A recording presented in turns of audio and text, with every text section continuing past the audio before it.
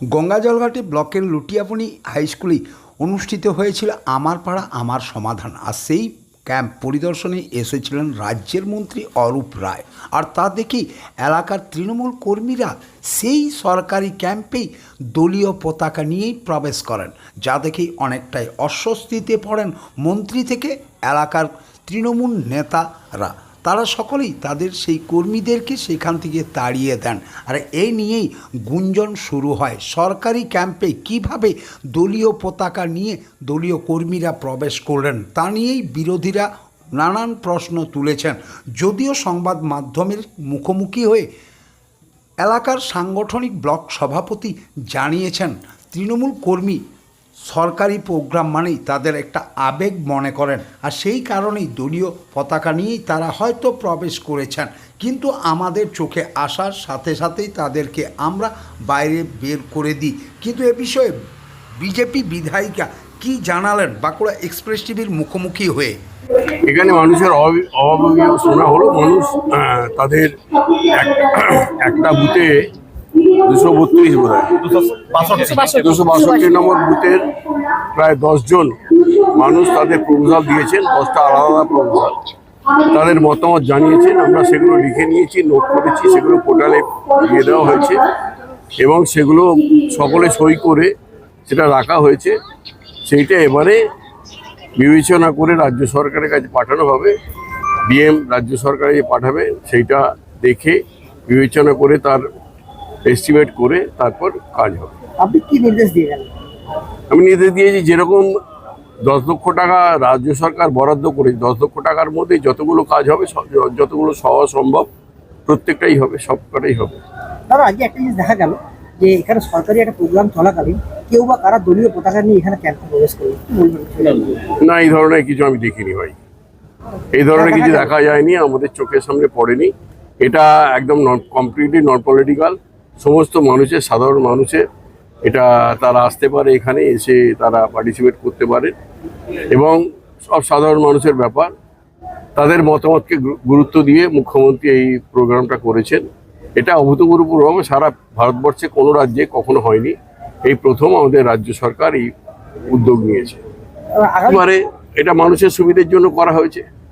মানুষের সুবিধের জন্য, মানুষের এলাকায় এখন সমস্যা চলছে, সেই সমস্যাগুলো মানুষ বলবে তাদের মতামতকে গুরুত্ব দিয়ে প্রোগ্রাম করা হয়েছে। সেই কারণেই স্কুলটাকে মর্নিং করে দেওয়া হয়েছে, যাতে স্কুলও কামাই না হয়, আবার প্রোগ্রামটা হয়, মানুষের কাজটা হয়।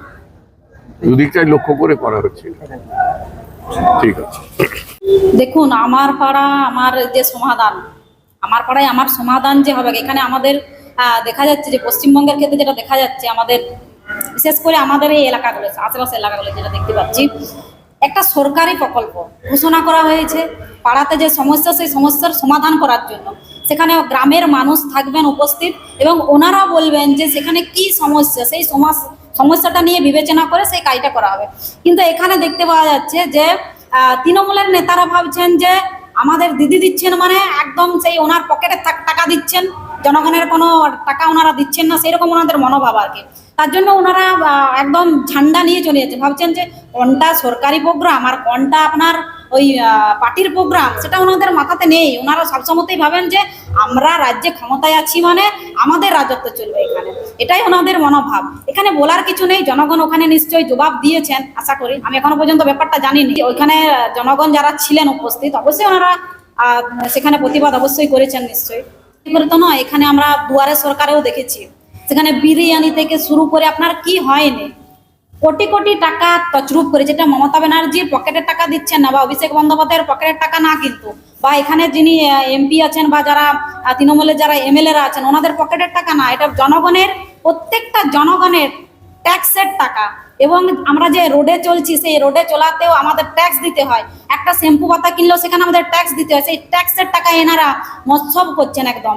কি বলবো, পশ্চিমবঙ্গের মানুষকে একটাই বার্তা দিতে চাই আমি, যে আপনারা সজাগ হন, সচেতন হন, আপনারা আপনাদের অধিকার বুঝে নেন, এইটুকুই বলার আছে। কারণ এই যে সরকার একদম মানে মেলা খেলা মৎসব করে একদম সম্পূর্ণ শেষ করে দিয়েছে পশ্চিমবঙ্গটাকে।